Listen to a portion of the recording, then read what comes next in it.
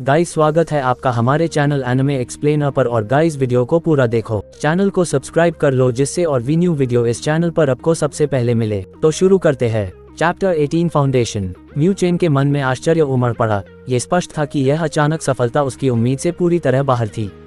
उन्होंने मूल रूप से सोचा था कि फाउंडेशन स्तर तक पहुंचने में उन्हें कम से कम 10 दिन लगेंगे। म्यू चेन थोड़ी देर के लिए आश्चर्यचकित रह गए। हालांकि वह धीरे धीरे शांत हो गया और लापरवाही करने की हिम्मत नहीं की। उसने अपना ध्यान पुनः प्राप्त करने के लिए जल्दबाजी की और उस अद्भुत अनुभूति को सजगता से महसूस करना शुरू कर दिया।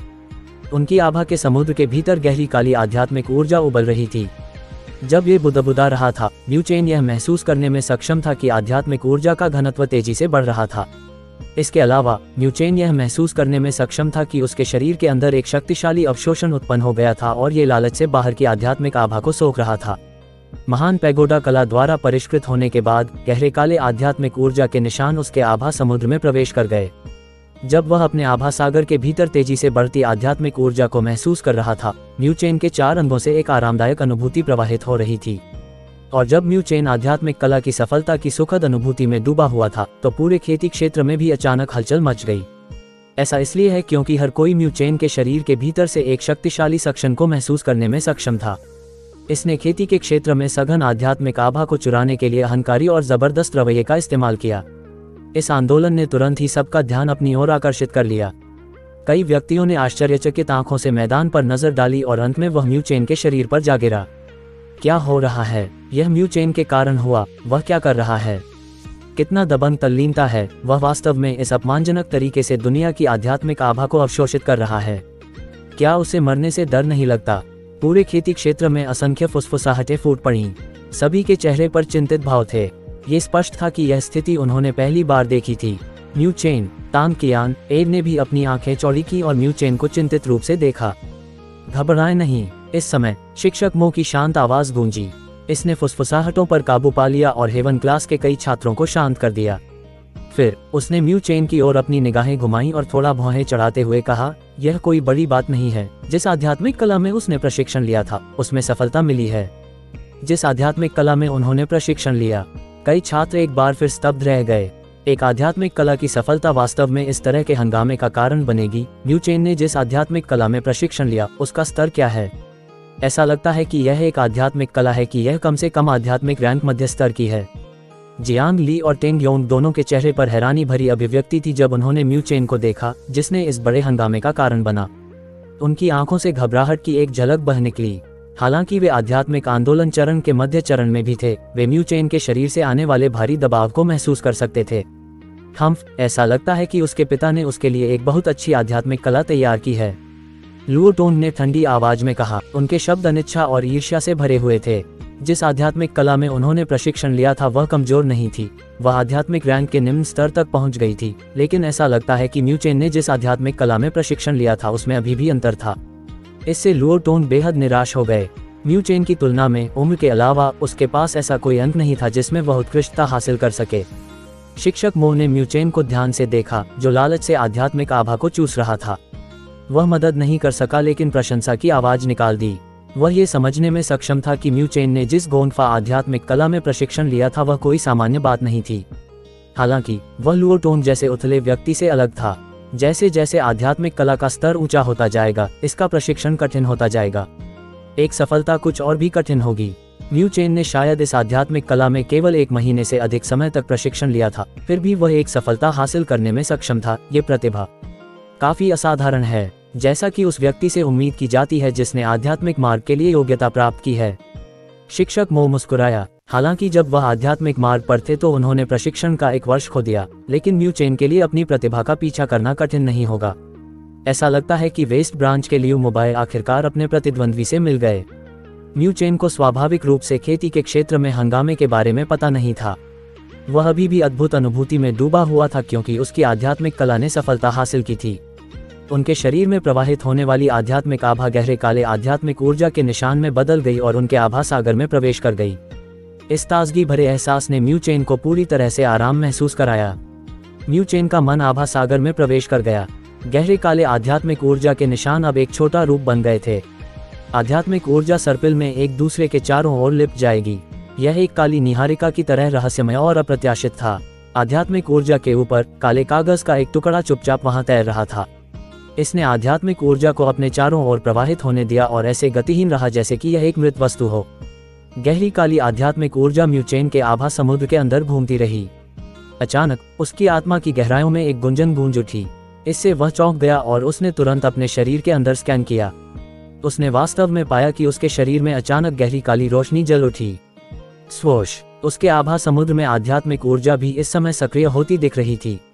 यह उसकी आभा के समुद्र से बाहर निकला और उसकी शिरोबिंदु के माध्यम से सुचारू रूप से प्रवाहित हुआ। जब आध्यात्मिक ऊर्जा गहरी काली रोशनी से होकर गुजरी तो म्यूचेन को स्पष्ट रूप से महसूस हुआ कि काले रंग की रोशनी ने कुछ आध्यात्मिक ऊर्जा को अवशोषित कर लिया है। ये सब क्या है? घटनाओं के इस अचानक मोड़ ने म्यूचेन को झकझोर दिया। ये काली बत्तियां बहुत अचानक प्रकट हुईं और ऐसा लगा जैसे यह उसके नियंत्रण से बाहर हो गई हों।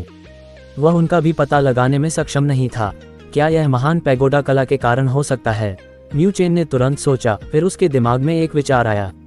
ये स्पष्ट था कि यह परिवर्तन उनकी ग्रेट पैगोडा कला के फाउंडेशन स्तर तक पहुंचने से संबंधित था। ये रोशनी, म्यूचेन का दिमाग उसके शरीर पर रहस्यमय काली रोशनी में घूम गया। उसने कुछ देर सोचा और फिर जोर से कांपने लगा।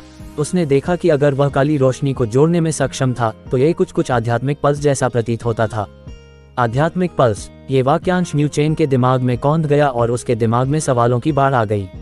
वह जानता था कि उसके पास निम्नतम स्तर की मानवीय स्तर की आध्यात्मिक नाड़ी भी नहीं है। इस परिणाम की पुष्टि के लिए उन्होंने इसे कई बार जांचा। हालांकि ये काली रोशनी क्या है जो उसके शरीर में दिखाई दी और एक आध्यात्मिक नाड़ी की तरह लग रही थी। जब म्यूचेन का दिमाग पूरी तरह से सदमे से भर गया तो ये काली रोशनी एक एपिफिल्म की तरह चुपचाप गायब हो गई। इससे कोई फर्क नहीं पड़ता कि म्यूचेन ने इसे कैसे समझने की कोशिश की, वह इसे बिल्कुल भी महसूस नहीं कर सका। यह ऐसा था मानो इसका अस्तित्व ही कभी नहीं था। ये कैसे हो सकता है? म्यूचेन ने अपने दिल में बुदबुदाया और पूरी तरह से भ्रमित हो गया। काफी समय के बाद उन्होंने इसका सावधानीपूर्वक विश्लेषण करना शुरू किया। पहले का दृश्य निश्चित रूप से कोई भ्रम नहीं था। उसके शरीर की गहराइयों में जरूर कुछ ऐसा छिपा था जिसका उसे पता नहीं चल सका, और इस छिपाव का ग्रेट पैगोडा कला से कुछ संबंध हो सकता है। द ग्रेट पैगोडा आर्ट, क्या यह माँ हो सकती है? म्यूचेन का दिल कांप उठा। महान पैगोडा कला को उनकी माँ ने पीछे छोड़ दिया था। अगर ऐसा है तो इसका संबंध उनकी माँ से जरूर होगा। शायद उसकी माँ ने उसके शरीर में कुछ छिपा रखा था, लेकिन वह ऐसा क्यों करेगी? म्यूचेन ने कुछ देर सोचा, लेकिन उसे कोई जवाब नहीं मिला। उसे अपनी माँ के बारे में बहुत कम यादें थीं। उसके हृदय की गहराइयों में केवल एक अस्पष्ट फिर भी सौम्य अस्तित्व था। हालांकि उन्हें इसके बारे में ज्यादा समझ नहीं थी। छिपी हुई आध्यात्मिक पल्स भावना ने म्यूचेन को एक बात पर निस्संदेह विश्वास दिलाया। उसकी माँ कभी ऐसा कुछ नहीं करेगी जिससे उसे नुकसान हो। जब उसने इस बारे में सोचा तो म्यूचेन का दिल धीरे धीरे शांत हो गया। इससे कोई फर्क नहीं पड़ता कि उसकी भविष्यवाणी कितनी तरकीन थी। अगर वह मानता कि इससे उसे कोई नुकसान नहीं होगा तो ठीक होगा। जहां तक अन्य बिंदुओं की बात है तो वह घर वापस लौटने पर अपने पिता से पूछ सकता था। उसे लगा कि उसके पिता को इस बारे में कुछ पता होना चाहिए, लेकिन उन्होंने अभी तक उनसे इसका जिक्र नहीं किया था। इस बारे में सोचते हुए म्यूचेन ने भी अपनी मनस्थिति बताई। उन्होंने गहरे काले आध्यात्मिक ऊर्जा के अंशों को अपने आभा समुद्र में समाहित होने दिया और साधना अवस्था छोड़ दी। उसकी कसकर बंद आंखें भी धीरे धीरे खुल गईं। जब उसने अपनी आंखें खोलीं तो म्यूचेन को महसूस हुआ कि कुछ गड़बड़ है। जब उसने अपने शरीर पर अनगिनत निगाहों को देखा तो वह तुरंत आश्चर्यचकित रह गया। यह क्या है? म्यूचेन ने अपनी आंखें झपकाईं। वह अपनी ओर घूरती निगाहों से काफी हैरान था। जब आसपास के छात्रों ने उसकी बातें सुनी तो उनके चेहरे काफी अजीब थे। तुमने इतना बड़ा हंगामा खड़ा कर दिया, फिर भी तुम्हें पता तक नहीं चला। म्यूचेन, क्या तुम ठीक हो? तांग कियान, एव ने चिंतित होकर पूछा। फिर उसने पहले हुई स्थिति के बारे में बताया। मैं ठीक हूँ, म्यूचेन ने अपना सिर हिलाते हुए अचानक मुस्कुरा दिया। आध्यात्मिक कला की यह सफलता अवश्य ही आत्मा अभिसरण सारणी से संबंधित रही होगी, अन्यथा उसे फाउंडेशन स्तर तक पहुंचने में थोड़ा समय लगेगा। Third rank spirit convergence array निश्चित रूप से काफी असाधारण था। आज का साधना पाठ अब समाप्त होगा। आप बाद में समय के लिए अपनी व्यवस्था स्वयं कर सकते हैं।